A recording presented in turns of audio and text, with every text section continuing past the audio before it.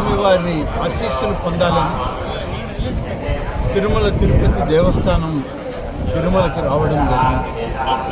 నాలాగే అనేక మంది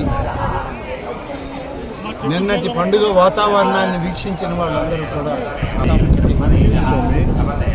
ఈ రాష్ట్రం సర్వతోముఖ సంక్షేమ అభివృద్ధి కార్యక్రమాల్లో ఎంటర్‌ప్రెన్యూర్‌షిప్ ఇవ్వడంలో ఈ రాష్ట్ర ప్రభుత్వం ముందుకు సాగాలి. రాష్ట్ర ముఖ్యమంత్రి చంద్రబాబు నాయుడు గారు, హెచ్ఆర్‌డి మంత్రి గారైన లోకేష్ గారు రాష్ట్రాన్ని ముందుకు నడిపించడంలో దేశంలోనే అగ్రగామిగా ఉండి ప్రపంచ దేశాల్లో ఉన్నటువంటి అన్ని సాంకేతికతల్ని మన రాష్ట్రానికి తీసుకొచ్చినప్పుడు ఈ రాష్ట్ర యువత భవిష్యత్తు బాగుంటుంది.